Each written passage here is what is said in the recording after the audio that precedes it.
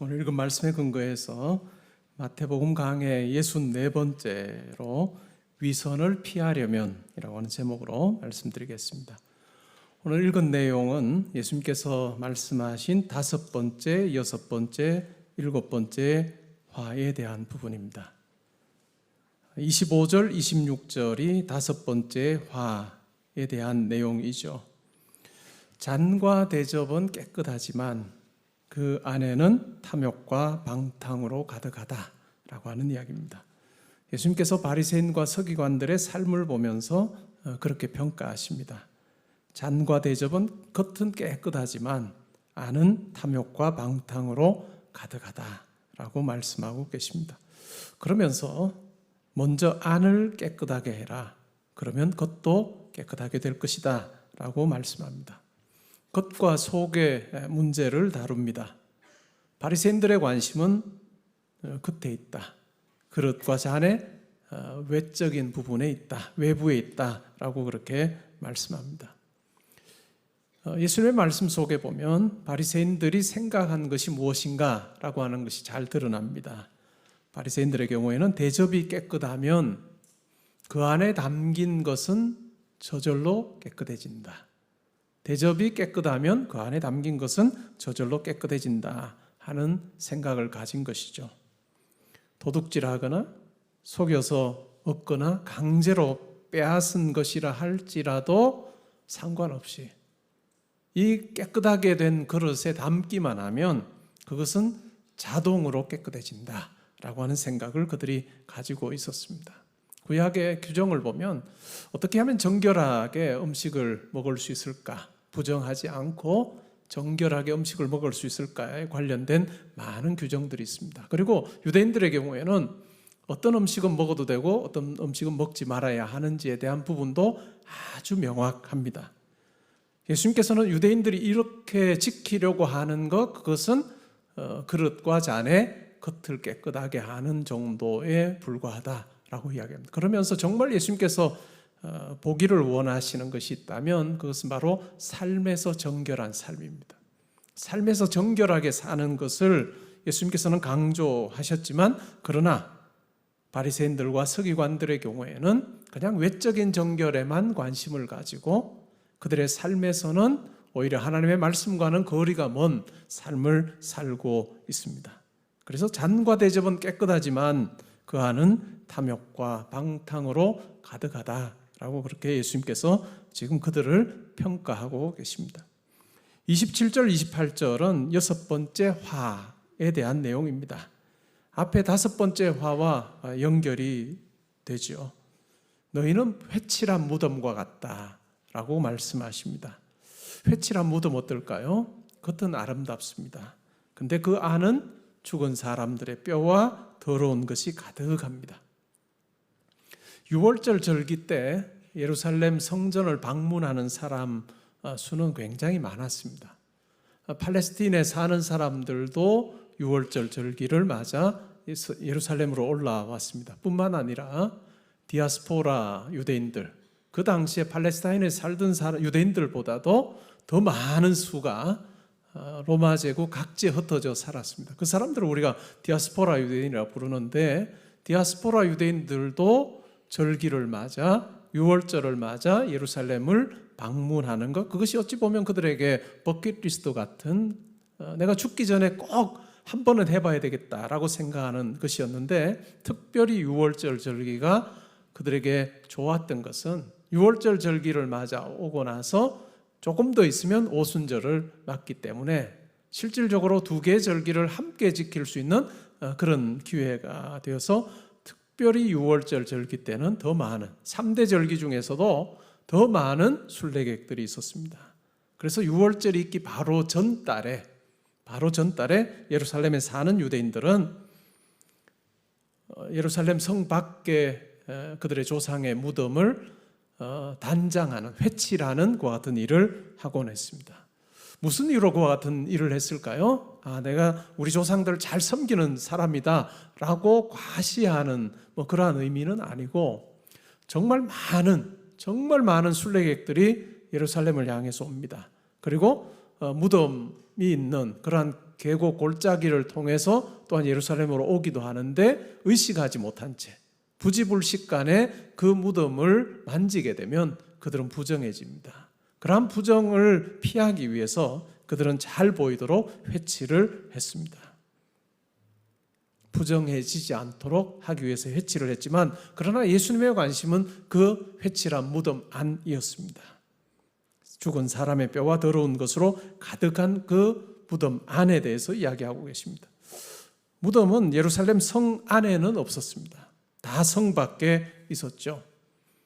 예루살렘으로부터 해서 4km, 5km에 걸쳐서 무덤이 많이 이렇게 생겨나게 됐습니다. 특별히 감람산에 무덤이 많았습니다. 예수님께서 말씀하시는 곳, 지금 마태복음 23장에서 예수님께서 말씀하시는 그 장소가 어딜까요? 학자들 간에는 의견이 있긴 하지만 그래도 전체적으로 이곳일 가능성이 크다라고 하는 쪽이 바로 성전산으로 올라가는 남쪽 계단이었을 거다라고 하는 이야기가 지배적입니다. 성전산, 모리아산이라고 우리가 이해하는 창세기 22장에 아브라함이 이삭을 제사로 드리려고 했던 그 모리아산, 그 모리아산 위에 솔로몬이 예루살렘 성전을 짓습니다. 그래서 모리아산을 통해서 성전으로 올라가는데 성전으로 올라가는 남쪽 계단에서 순례객들이 가장 많이 이용하는 그 남쪽 계단에서 예수님께서 이 말씀을 하고 계실 거다라고 그렇게 추측을 합니다. 랍비들의 문헌에 보면 여러분들이 잘 아는 바울의 스승이었던 랍비 가말리엘 같은 사람도 이 남쪽 계단에 앉아서 제자를 불러서 편지를 써라 라고 명하는 내용이 나옵니다.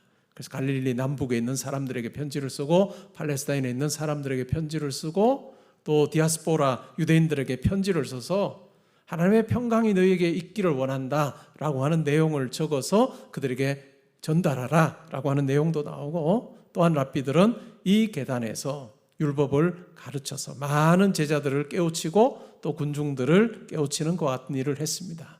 예수님께서도 그 장소에서 이 말씀을 하고 계시는 것 같습니다.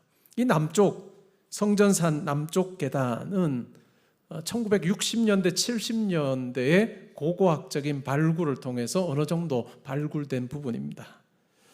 근데 고고학적으로 발굴을 해보니까 아주 특이한 그 모습을 발견하게 됐습니다. 그게 뭐냐 하면, 여러분, 우리가 계단을 만들 때는 원칙이 뭘까요? 가장 중요한 게 뭘까요? 일정하게 만드는 것입니다. 높이도 일정해야 되고 또 발이 닿는 그 면적도 일정해야 계단을 올라가기 얼마나 좋아요, 그죠? 약간의 높이가 약간의 차이만 있어도 사람들이 넘어집니다. 그리고 사람들이 발바닥이 닿는 그 면적 또한 일정해야 올라가기 얼마나 편하겠어요. 근데 이 남쪽 계단을 발굴을 해보니까 그렇지가 않았습니다. 사람들의 이 발바닥이 닿는 그 면적이 어떤 계단은 35인치, 그리고 또 어떤 계단은 12인치밖에 안 되는 거예요.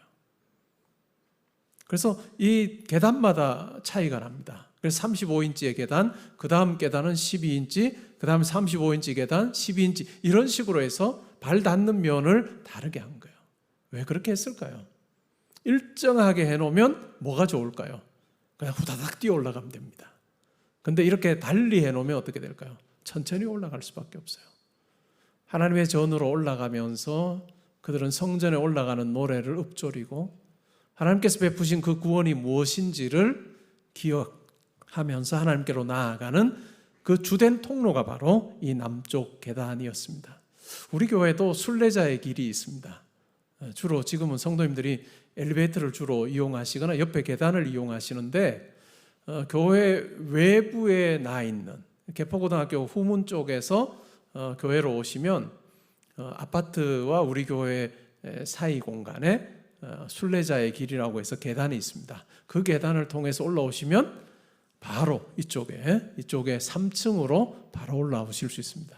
그 순례자의 길을 만들었던 의도가 뭐냐 하면, 예배 자리로 올라오면서 한 계단 한 계단 오르면서 마치 남쪽 계단을 올라가는 것처럼 우리가 순례자로 살고 있고 하나님께서 내 순례길에 함께 하셨다라고 하는 그 고백을 하면서 올라오는 계단입니다. 그런데 성도님들이 모르시는 분들이 꽤 많으세요. 이제 앞으로 순례자의 길을 좀 이용을 하시면 뜻도 있고 또 엘리베이터도 덜 혼잡하고 이중적인 효과가 있을 것 같습니다.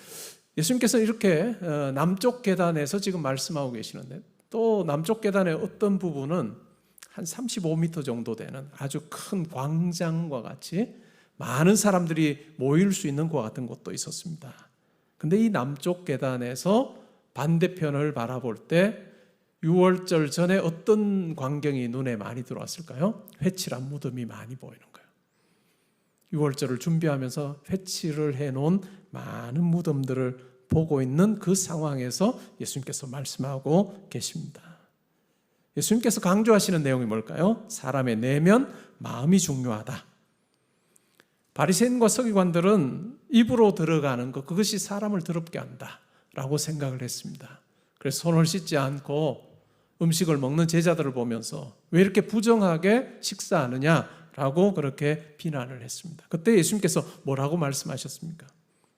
입으로 들어가는 것이 사람을 더럽게 하는 것이 아니라 사람의 입에서 나오는 것이 더럽히는 것이다 라고 하는 말씀을 하셨습니다. 우리가 지난주 시편 말씀을 경건생활 트래킹하면서 읽었습니다.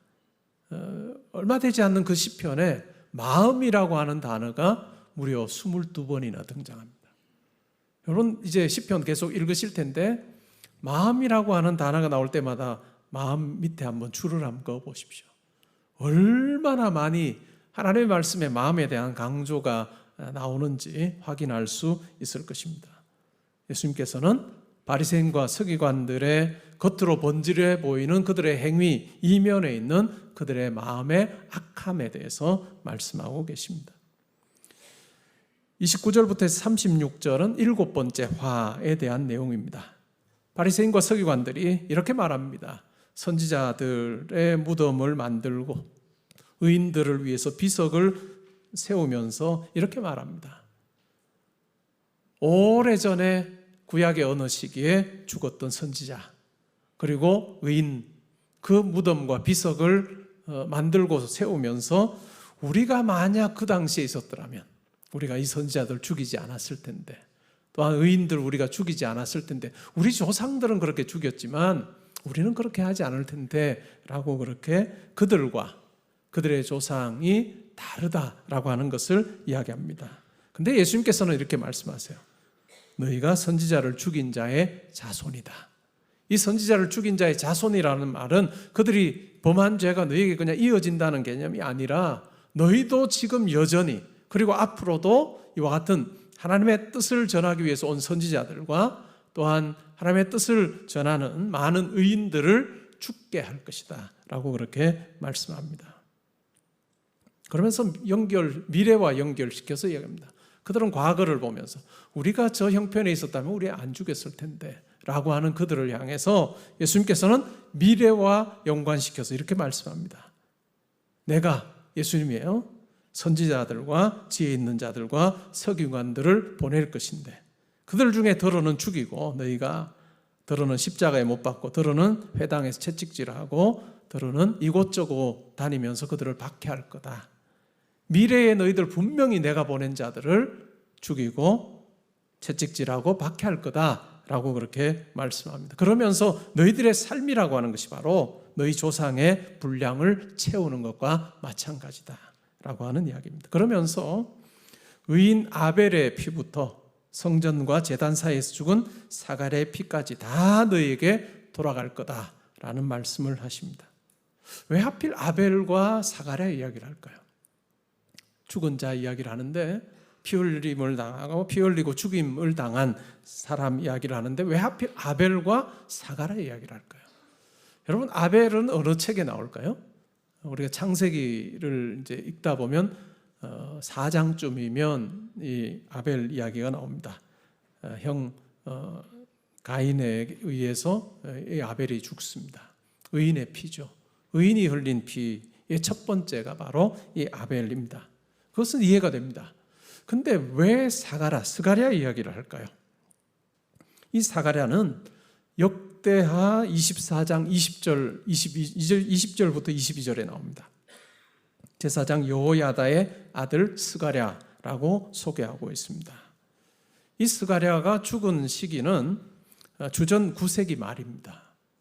근데 왜 하필 이 예수님께서 아벨의 피부터 스가랴의 피까지 그 피가 다 너희에게로 돌아갈 거다라고 하는 이야기를 하실까요? 우리가 가지고 있는 구약 성경의 배열을 보면 어느 책으로부터 시작하죠? 창세기로부터 시작해서 제일 마지막 책이 뭘까요? 구약의 말라기가 끝입니다. 창세기로 시작하여 말라기로 끝나는 것이 우리의 구약 성경의 배열입니다. 그런데 유대인들의 성경은 우리의 성경과 배열이 달라요. 유대인들에게 시작은 창세기 맞습니다. 모세오경으로부터 시작하는 창세기로부터 시작을 해서 제일 마지막 책이 무슨 책일까요? 역대기입니다. 역대기로, 말라기로 끝나는 것이 아니라 역대기로 끝나요. 유대인들의 성경은 구약이 그들에게는 구약밖에 없죠. 그들의 성경은 이 말라기로 끝나는 것이 아니라 역대기로 끝이 납니다. 역대기 제일 마지막에 의로운 자의 죽음이 바로 스가랴입니다. 그래서 예수님의 말씀은 뭘까요? 구약 성경 첫 책부터 마지막 책 사이에 있는 첫 죽음과 마지막 죽음 사이에 있는 모든 선지자와 의인의 죽음이 다 너희의 피로 돌아갈 거다라고 하는 말씀을 하고 있습니다. 그 말은 곧 이스라엘의 역사에 있었던 선지자와 의로운 자들의 죽음, 바로 너희들이 그 죽음의 현장에 함께 했던 것이다 라고 말씀하고 있습니다. 예수님 당시에는 유대인들에게도 구약 성경이라고 하는 게 딱 정해져 있지는 않았습니다. 예수님 시기보다 조금 더 시간이 지나서 구약 성경, 그러니까 성경이 책들이 참 많은 것 중에서 하나님께서 우리에게 구원을 위해서 주신 책이야 라고 하는 그 성경을 채택하는 과정을 거치는데, 그걸 우리가 정경화 작업이라고 하는데, 구약의 정경화 과정, 확정하는 것은 예수님 시기보다는 조금 더 후대입니다. 근데 이 예수님께서 지금 하시는 말씀을 통해서 우리가 뭘 알 수 있을까요? 예수님 당시에도 이미 다 윤곽은 나와 있었다. 창세기로 시작하여 역대기로 끝나는 이런 어떤 윤곽은 나와 있었고, 예수님께서는 그 첫 책인 창세기에 등장하는 아벨의 피, 그리고 마지막 책인 역대기의 마지막 부분에 나오는 스가랴의 피를 언급하심으로 유대인들의 역사, 이스라엘의 역사 속에 있었던 선지자와 의인들의 죽음, 그 현장에 지금 위선적으로 행동하고 있는 너희들이 있었다. 너희 조상들만 있었던 것이 아니라 너희들도 그 현장에 있었다라고 그렇게 고발하고 계십니다. 37절부터 39절은 예루살렘을 향해서 말씀하십니다. 이제는 서기관과 바리새인을 대상으로 하시는 말씀이 아니라 예루살렘, 즉 이스라엘 백성 전체로 확장해서 말씀하십니다. 이스라엘 백성 전체가 하나님이 보내신 선지자들을 죽이고 돌로 쳤다라고 그렇게 말씀하십니다. 예수님께서는 하나님의 뜻을 전하러 이 땅에 오셨습니다. 그리고 그들을 그 악한 길에서 돌이키도록 하기 위해서 예수님께서 많은 가르침을 주셨고 또 기적을 베푸셨습니다. 마치 암탉이 새끼를 날개 아래 모으려는 것처럼 그렇게 하셨습니다. 그러나 그들은 원하지 않았습니다. 조상들의 그 과거의 악행, 피 흘림, 그리고 현재 예수를 또한 세례요한과 같은 선지자를 거부함으로 현재도 그들이 이와 같은 악한 길에서 벗어나 있지 못하고, 또 미래에 또한 예수님께서 보내신 선지자들과 또한 지혜 있는 자들과 서기관들을 다 죽이거나 핍박할 것에 대해서 말씀하심으로 이들의 삶 자체가 악으로부터 절대로 떠나 있지 않음을 예수님께서 분명하게 말씀합니다. 그리고 결국 이 주님께서 성전을 버리십니다. 하나님의 임재가 가장 분명하게 드러나 있는 이 성전을 떠나심으로 예수님께서 성전을 버리신다라고 하는 것을 너무나도 분명하게 보여주십니다. 주님의 임재가 떠난 성전은 황폐하여 버려지게 될 것이다 라고 말씀을 하셨고, 이 성전은 주 70년에 로마의 장군인 디도에 의해서 돌 위에 돌 하나 남지 않고 다 파괴가 됩니다. 로마 군인들이 이 성전을 파괴할 때 그런 이야기를 듣습니다. 성전의 돌 사이에 아주 소중한 것을 감추어 두었다라고 하는 이야기를 듣고 그냥 대충 허무는 정도가 아니라 돌 위에 돌 하나 남지 아니하도록 다 회파하는 그와 같은 일이 벌어졌습니다. 오늘 우리가 말씀을 통해서 교훈을 생각해 볼 필요가 있습니다. 성도는 예수님을 알게 됨으로 내면이 깨끗해진 사람입니다. 예수님께서는 계속해서 내면을 말씀하고 계시는데 예수님께서 십자가에 달려 죽으심으로 내면이 깨끗해진 자, 그래서 새로운 모습으로 살 수 있는 자, 그가 바로 성도다라고 말씀은 이야기하고 있습니다. 베드로후서 1장 4절에 이런 말씀이 나옵니다. 이로써 그 보배롭고 지극히 큰 약속을 우리에게 주사 이 약속으로 말미암아 너희가 정욕 때문에 세상에서 썩어질 것을 피하여 신성한 성품에 참여하는 자가 되게 하려 하셨다. 우리가 예수님을 만날 때 일어나는 변화가 있다면 그것은 정욕으로 세상에 썩어질 것을 추구하는 삶이 아니라 신성한 성품에 참여하는 자가 된다라고 하는 것입니다. 하나님의 성품에 참여하는 자, 그리스도의 성품에 참여하는 자가 되는 것, 그것이 우리 가운데 일어난 가장 큰 변화다라는 이야기입니다. 우리가 드리는 기도, 여러분 드리는 기도의 내용을 한번 생각해 보십시오. 보통은 우리가 성도로서 살면서 어려움이 있거나 어떤 계획을 가지고 하나님의 능력을 구하고 하나님의 지혜를 구합니다. 하나님, 이와 같은 일에 제가 겪고 있는 이 공고함에 하나님 함께 해주셔서 능력으로 지혜로 함께 해주셔서 이 문제가, 이 계획이 잘 해결되게 해주십시오 라고 하는 기도를 우리가 합니다. 성도에게는 꼭 필요한 기도죠. 근데 이 기도보다 먼저 있어야 되는 기도가 있습니다. 그것은 바로 하나님의 것을 내가 가지기를 원합니다. 내가 하나님의 것을 가지기를 원합니다 라고 하는 이 기도가 우리 가운데 있습니다. 이 하나님의 것이 뭘까요? 그것은 바로 하나님의 마음입니다. 하나님의 거룩, 의, 사랑, 화평과 같은 것을 내가 가지기를 원합니다. 이것이 바로 신령한 성품에, 신성한 성품에 참여하는 자의 기도일 것입니다. 우리 가운데 일어난 이 마음의 변화를 우리는 항상 살펴야 합니다. 그냥 외적인 어떤 변화를 가지고 내 삶에 하나님의 함께하심과 함께하지 않음을 우리가 판단한다면 우리는 언제든지 넘어질 수밖에 없습니다. 그러나 예수 그리스도로 말미암아 내 심령이 변하여서 신령한 성품에 참여하는 자가 된 이 놀라운 것을 우리가 날마다 살필 때 우리는 세상 사람들과 다른 삶을 살 수 있을 것입니다. 심령이 가난한 자로 우리는 살 수 있습니다. 그리고 넉넉한 마음을 가지고 우리는 살 수 있습니다. 여러분, 가난한 마음, 넉넉한 마음, 이것이 반대일까요? 반대되는 것이 아니고 우리 성도가 반드시 살면서 가져야 되는 마음입니다. 가난한 마음이 뭘까요? 쓸데없이 많은 것 구하지 않고 하나님만 바라는 것입니다. 쓸데없이 많은 것 구하지 않고 내가 하나님만 바라며 겸손히 살겠습니다 라고 하는 마음이 가난한 마음이에요. 그런데 이 가난한 마음에 하나님께서는 이 세상 모든 것을 품을 수 있는 넉넉함을 허락해 주십니다. 이건 세상 사람들이 도무지 이해할 수 없는 마음이에요.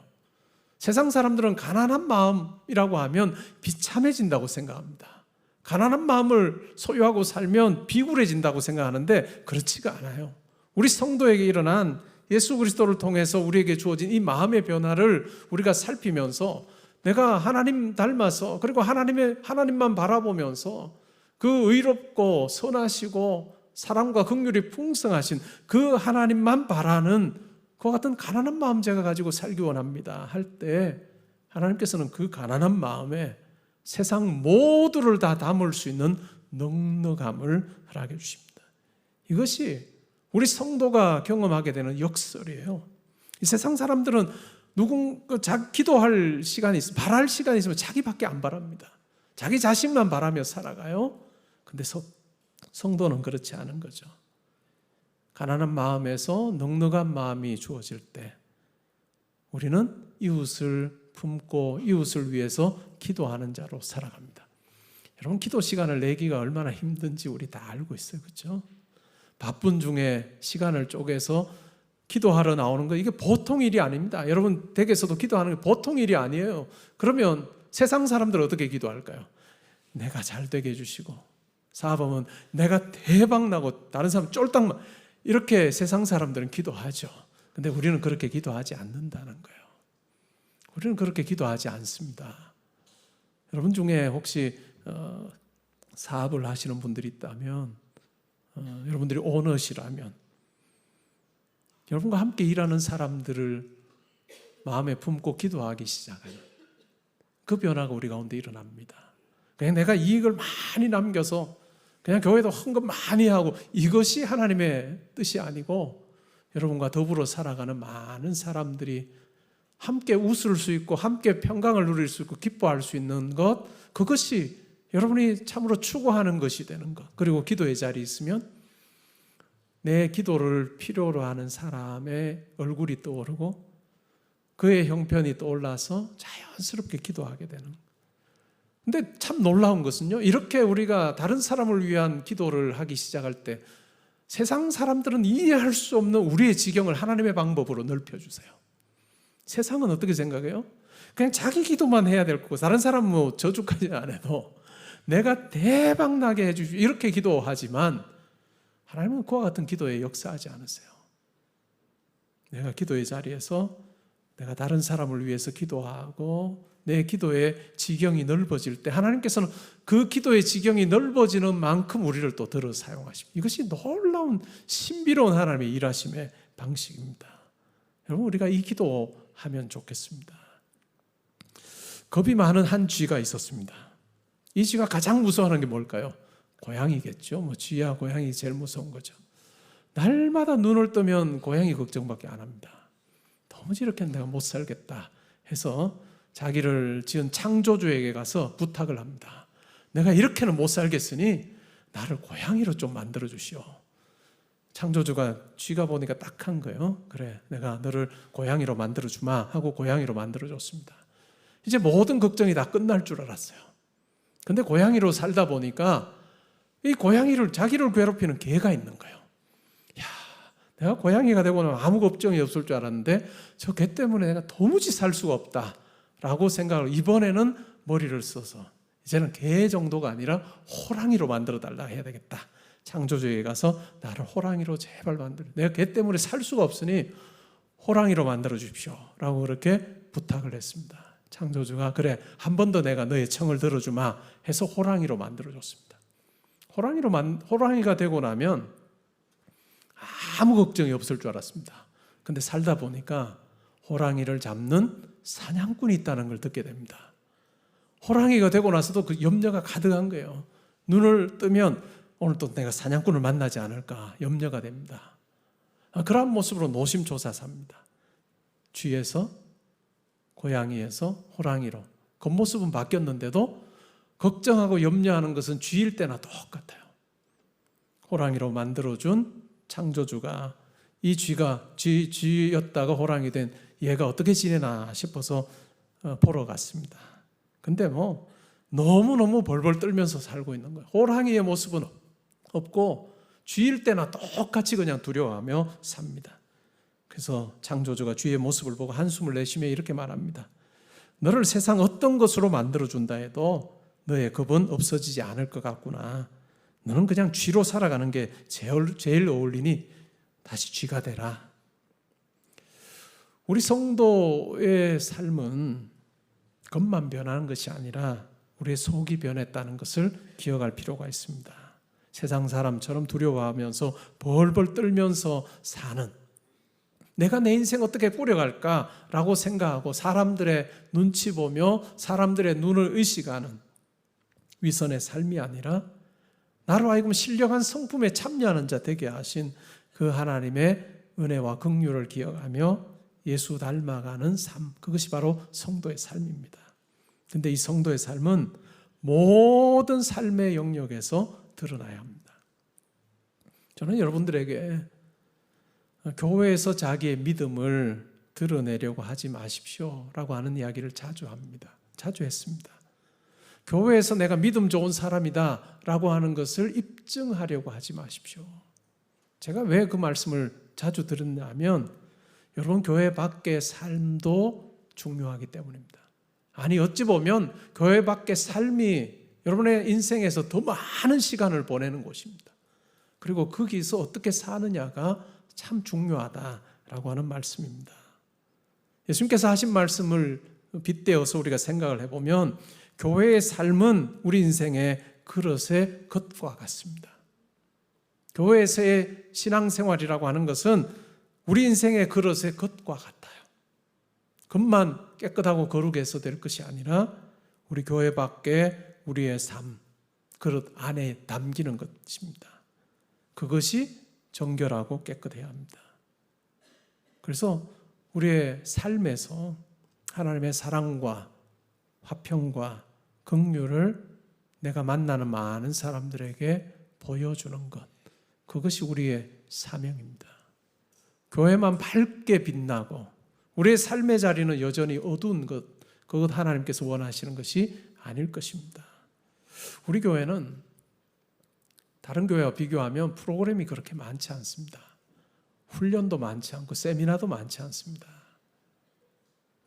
저를 잘 아는 친구들이나 선배 목사님들이 근데 왜 개포동교회 그렇게 프로그램 많이 안 해? 라고 하는 질문을 저에게 종종 하곤 합니다. 왜냐하면 그분들 교회는 정말 프로그램이 유명한 교회들입니다. 제가 그때마다 그런 말씀을 드려요. 그냥 이게 제 개인적인 생각일지 모르지만 교회에 우리의 에너지를 너무 많이 쏟으면, 시간을 많이 쏟고 열정을 많이 쏟으면 자연스럽게 우리의 삶의 자리는 허물어질 수밖에 없습니다. 우리의 삶의 자리에서는 허물어질 수밖에 없습니다. 내가 훈련받았다는 것이 내 삶이 거룩하다는 것으로 직결되지는 않습니다. 여러분 예배의 자리에 오셔서 정말 신령과 진리로 하나님 앞에 예배하고 주의 말씀 듣고 깨닫고 결단하여 정말 우리가 하나님 자녀인 것을 보여줘야 되는 자리가 있다면 그것은 교회가 아니고 여러분의 삶의 자리일 것입니다. 세상 사람들과 어울려서 지내고 그러면서 많은 사람들과 함께 살아가는 그 삶의 자리, 그 공간이 바로 내가 하나님의 말씀을 붙들고 사는 자임을 보여줘야 되는 자리라는 것입니다. 여러분 그 가운데 그 삶의 자리에서 하나님의 선하심과 여유로우심과 넉넉함을 보여주는 삶, 그것이 바로 하나님께서 저와 여러분을 향해서 기대하는 삶일 것입니다. 교회에서는 너그러운데 삶의 자리에서는 째째하고, 교회에서는 은혜로운데 삶의 자리에서는 독설적이고, 교회에서는 많은 사람들에게 친절하고 정말로 융통성이 있는데 삶의 자리에서는 고지식한 사람이 되는 것, 그것은 하나님께서 원하시는 것이 아닐 것입니다. 인도의 간디와 관련된 일화가 있습니다. 막 출발하려고 하는 기차에 간디가 급히 올라탔습니다. 그 순간 그의 신발 한 짝이 벗겨져서 플랫폼에 떨어졌습니다. 기차가 이미 움직이고 있어서 다시 내려서 그 신발을 주워올 시간이 없었거든요. 그러자 간디가 얼른 나머지 신발 한 짝을 벗어서 그 신발 옆에 떨어뜨립니다. 동행하는 사람들이 놀랍니다. 왜 그렇게 하냐고. 그러자 간디가 미소를 지으며 이렇게 말합니다. 어떤 가난한 사람이 신발 한 짝을 주었다고 생각해 보십시오. 아무런 쓸모가 없을 겁니다. 하지만 이제는 신발 한 켤레를 제대로 갖게 되지 않겠습니까? 그는 힌두교인이었지만 삶의 여유와 넉넉함이 있었습니다. 예수 그리스도를 통해서 우리가 하나님을 만나고 그 여유로우신 넉넉하신 하나님을 우리가 아버지로 모시고 살아가는 우리는 우리의 삶에서 더 여유롭고 넉넉하고 사랑으로 많은 사람을 대해야 하지 않겠습니까? 말씀을 맺습니다. 어떤 사람이 죽을 때 유언으로 내가 죽거든 와이파이가 잘 터지는 곳에 묻어달라 라고 그렇게 유언을 했다고 합니다. 그만큼 와이파이가 중요한 시대입니다. 연결된 선이 없어도 와이파이를 통해서 신호가 충실하게 전달이 됩니다. 보이지 않는 곳에서 보이지 않는 하나님을 정말 충실하고 신실하게 우리의 삶을 통해서 우리와 더불어 살아가는 많은 사람들에게 보여주는 삶, 그것이 바로 하나님께서 기대하시는 삶입니다. 그리스도인은 하나님께 접속되어서 그분의 뜻을 이 땅에 잘 드러내야 할 것입니다. 우리 삶에서 하나님의 성품을 드러내면 좋겠습니다. 예수 그리스도를 닮은 사람으로 살면서 성도가 어떠한 사람인지를 잘 보여준다면 하나님께서 우리를 보시며 너 내 딸이고 내 아들 맞아 라고 분명 즐거워하시며 인정하실 것입니다. 그러한 삶 살다가 우리를 기다리시는 좋으신 하나님 앞으로 나아가 영생을 누리는 저와 여러분 될 수 있기를 주님의 이름으로 축복합니다. 아멘.